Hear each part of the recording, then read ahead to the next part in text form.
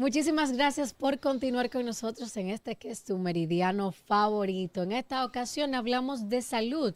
Como siempre digo, nos gusta concientizarles a ustedes para que se cuiden en todo el aspecto físico y también mental.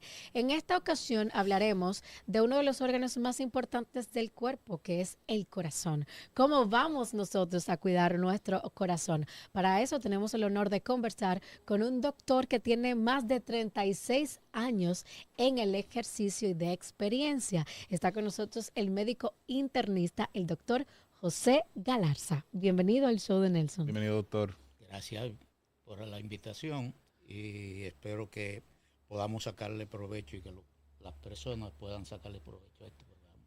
Doctor, usted más que nadie sabe que en nuestro país lamentablemente no existe esa cultura de hacer las revisiones previas, sino que normalmente cuando los visitamos a ustedes los doctores es porque ya existe un problema en sí.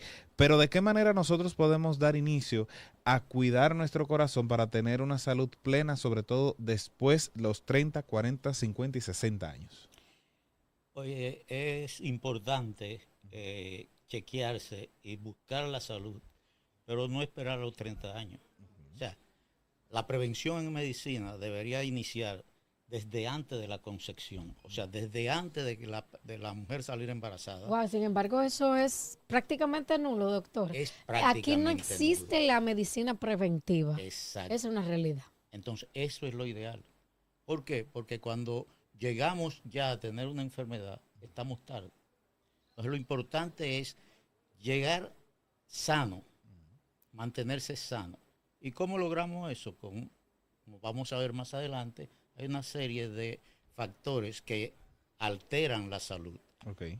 A los 30 años, ya que ustedes hacen la pregunta, hasta los 30 años lo que debe el paciente o la persona hacer es siempre chequearse la presión arterial, la glicemia, tener unos niveles de azúcar controlados y también evitar la obesidad.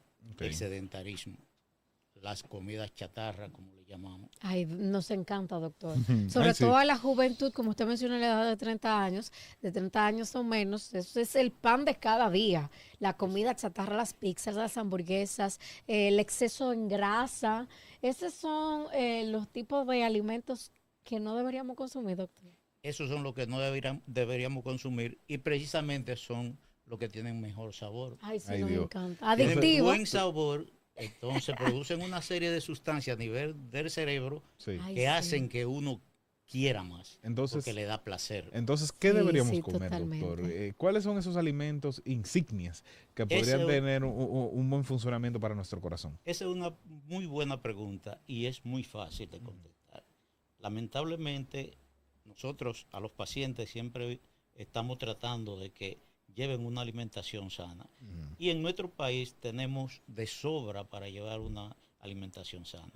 Frutas, vegetales, legumbres, pescado, la carne blanca preferiblemente, pero teniendo en cuenta que esa carne debe ser cocida de forma diferente, no frita o guisada con aceite. En los campos se guisa con agua. Sí. No necesariamente yo tengo que hacer una carne guisada con aceite. Y se sazona con los vegetales de ahí, del huerto. Del huerto. Y usted no tiene que estar comprando esos aditivos que tienen 50 sustancias que hacen daño a la salud. En la parte de la alimentación, que es muy importante, que es vital, y usted ha mencionado algunos alimentos que pudieran ser importantes en la parte diaria ya de lo que nosotros comemos e ingerimos. Pero se habla mucho de los ejercicios. Usted hablaba de evitar el sedentarismo y demás. Una persona, digamos, envejeciente, que quizás tenga algunos problemas también físicos y limitaciones, ya que le duele una rodilla, que le duele una espalda. ¿Cómo nosotros pudiéramos, cómo se pudiera incorporar una actividad física, que es lo que se recomienda medicamentos, personas de 60 años que ya le duelen muchísimas cosas? ¿Qué usted recomienda, doctor? Antes de entrar a esa parte... Ya me duelen. Y a mí, algo que... A mí también, doctor. Ya me duelen. No quería decirlo, pero bueno. Ya no duelen. La rodilla. Por eso ustedes oyen que después de los TAC, Sí. Ay. Todo el mundo tiene dolor. Sí. Sí. Entonces, antes de contestarte, te decía, hay algo que pasé por alto y es la sal y la ingesta de azúcar. ¿Qué es más dañino de las dos, doctor? Porque Las como que dos. están en competencia. Unos dicen que la sal, otros dicen que el azúcar. Las dos son dañinas. Entonces nosotros en nuestro país comemos con una gran cantidad de sal. Cuando lo recomendable es muy poco. Hay estudios que hablan hasta de 2 gramos al día, que es muy poco, Una cosita. una cosita. Y tratar de quitar ese salero de las mesas. No echarle sal a las ensaladas, a los plátanos fritos, a ningún alimento en la mesa después de cocido usted debe echarle sal. Al aguacate. A nada. Ay, Dios. No debe utilizarse la Doctor, sal. pero en esa usted forma. ahora mismo hay personas que le dieron a la mesa así. Porque están Sí. almorzando y lo que Doctor, tienen al lado es su pote de sal. Doctor, pero un aguacatí Exacto. que uno le echa un chin de sal y No. luego le pasa Eso el de dedo, porque- gluten no porque son tan buenos, nada, muy que tú lo bueno, hagas muy ahora. sabe. Muy bueno. Pero la sal es uno de los enemigos Ok. de las arterias y del corazón. Y no existe una negociación con el cuerpo, doctor. Sí, por eso te decía 2 gramos. Sí. Pero puede llegar hasta 5 No, gramos. porque lo pregunto porque muchos doctores, no sé si es su caso, imagino que no, porque usted se le nota que es una persona muy humana y que entiende de verdad el día a día de los pacientes. Pero hay doctores que no saben negociar con el paciente de que si, ok, hoy tú vas a comer con un poquito de sal, bueno, mañana no lo hagas y demás. Entonces, ¿cómo mantener ese control para quizás uno poder llevar una vida plena y no sentirse como que lo están cohibiendo de esos gustos que ya el dominicano de por sí está tan acostumbrado, doctor? Por eso te hablaba que lo importante es la prevención antes de los 30 años. Sí. Si los niños los enseñamos a comer, Ujú. cuando tengan 18, 20 años, vas a decir, no, pero yo estoy acostumbrado a no beber. Mi hijo tomaba Coca-Cola, era un adicto a la Coca-Cola. Pero en mi casa yo no utilizo. Y escúchame No, no hay ningún Soy problema. yo, doctor. No, no hay problema. Usted está bien. Usted está excelente. Y en casa yo no utilizo ningún tipo de bebida gaseosa. Porque es adictiva, muy Muy adictiva. adictiva. Y en la mesa a ellos nunca se le enseñé. Pero él estaba adicto en la escuela. Ok. Lo compraban, el dinero que no le daba lo usaba en eso. Es un Y vicio. él dejó eso. Entonces, Rico. todo esto te va a llevar a hipertensión, Sí. la obesidad, que es la madre de todas las enfermedades. O sea, que usted sufre de la presión, probablemente sea hipertenso. Que sufre de azúcar, es hipertenso. Obeso. Obeso, Obeso. obeso. Si sufre de la presión, es obeso. Sí. Si es la diabetes, va de la mano con la obesidad. Entonces, tenemos que aprender a cambiar esa forma de alimentarnos. Tú decías que hay que negociar. Ujú. La medicina actualmente. El balance, el famoso balance, balance. doctor, que utilizamos tanto los jóvenes actualmente. ¿En qué pudiera consistir?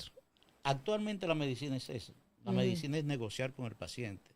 Ya esa medicina paternalista de antes que uno le decía al paciente, mire, usted No hace puede esto, comer eso, no puede- puede beberse Tiene que ser eso. esto y obligado. Yo le explico y le digo, mira, tú eres que va a elegir. Yo te planteo las cosas que te convienen, Ujú, pero ujú, tú decides. ujú. Si tú quieres llegar a los 50 años, como ustedes decían anterior, sin muchos dolores articulares, Ajá. Me cogió lo porque con la tarde. obesidad Me cogió lo tarde, pero está bien. ya yo tengo una prótesis de cadera Sí. por la obesidad. Ok. Entonces, Claro. Que hay cosas que se complican. se van a complicar. Entonces, En el caso, ya aprovechando ahí el tema de la sal, de la alimentación y como yo también mencionaba la grasa, el exceso de grasa, que muchos de los dominicanos sobre todo, pues nos encanta comer muchas frituras y demás. Hay algo que surge, que pasa en nuestro organismo, que es que las arterias, y usted lo va a explicar médicamente ya con esto que nos trae, pues se van tapando, doctor. Eso es una de las cosas que yo más escucho. No es que a fulano se le tapó una vena, que le tapó una arteria. Hablemos un poco de eso. Eso es importante porque incluso se han hecho estudios observando que niños ya vienen con ciertas placas de colesterol ok. Eso placas por la a alimentación de la madre. de la madre. Como Wow. mencionaba anteriormente, Si comenzamos una prevención desde antes del embarazo pues, y durante el embarazo, entonces las cosas van a ser diferentes. Okay. Aquí tengo en la mano, le quité hace un minuto, le poco pedí más prestado corto, sí. a un colega en el consultorio. Las arterias son así, limpias por dentro, Sí. generalmente. Pero a medida que las grasas, y cuando hablo de grasa, entiéndanse colesterol, triglicéridos, HDL, que la gente le dice el colesterol bueno, LDL, que le llaman el colesterol malo. Entonces, a medida que van aumentando y salen de rango, porque hay niveles establecidos, a partir de ahí se ha observado que producen más daño y aumentan la mortalidad y las complicaciones. Entonces, ya cuando el colesterol se va depositando debajo de esa membrana de la arteria, entonces va obstruyendo, comienza a obstruir la arteria. Y observen cómo ya aquí, pues, hay una obstrucción mayor, esa placa amarilla que ustedes observan aquí, y va evolucionando y va aumentando hasta que esa placa se rompe y se forma un coágulo. La sangre que sale forma un coágulo y obstruye totalmente la arteria. Ahí es que se produce lo que llamamos el infarto agudo de miocardio. Okay. Entonces, a eso es una catástrofe y ahí es que debemos tratar de no llegar. Sobre todas las cosas. Entonces, ¿cuáles serían esos chequeos preventivos que una persona debería hacer para no llegar hacia ese punto? Y también, ¿cuáles serían ya una persona que quizás no tuvo esa cultura de hacerse los chequeos, esos síntomas preventivos que podrían alertar a una persona y decir, mire, usted tiene un problema? Otra vez, antes de contestarte, quedó algo en el aire con relación al anciano. Sí. El anciano puede hacer ejercicio, no necesariamente tiene que ser de correr, de caminar grandes distancias. El anciano debe hacer más ejercicio de fuerza, de pesas, con pequeñas pesitas. Muy bien. Puede acostarse en la cama y hacer abdominales. O sea, yo le digo a veces a los pacientes, usted toma un palo de coba y se lo pone aquí en el cuello atrás y comienza a girar. Y le va a dar flexibilidad y relajación a los músculos. Entonces, el anciano también puede y debe hacer ejercicio. Con relación, en el caso de los síntomas, como él mencionaba, preventivos. En relación a los síntomas, son diversos. Y generalmente, por ejemplo, la hipertensión arterial no da síntomas. La diabetes sí produce síntomas, pero la presión arterial generalmente no da síntomas. Ahora, ¿cuándo a usted le debe llamar la atención? Si le da un dolor de cabeza persistente, que se acompañe de náuseas, vómitos, mareos, dolor torácico. Y hay que tener cuidado con el dolor torácico porque puede producirse por una gran cantidad de patologías o de enfermedades que no necesariamente tienen que ser del corazón. ¿Está asociado el dolor a los infartos, doctor, comúnmente? Sí, sí. Esa es la alerta mayor. No es lo que la gente dice, que no, que el corazón no duele. El corazón duele y cuando duele hay que correr. Porque cuando duele, además de doler, a usted se va a poner sudoroso, frío, pálido, le puede dar un mareo, desmayarse, puede sentir dificultad para respirar. O sea, todos esos son los síntomas que generalmente van a presentar. En ocasiones, un simple dolor de estómago puede ser un infarto agudo de miocardio o una cardiopatía coronaria. Un dolor de oído también, un dolor en la mandíbula. O sea, que hay que tener y prevenir, no quedarse en la casa cuando uno siente uno de estos síntomas.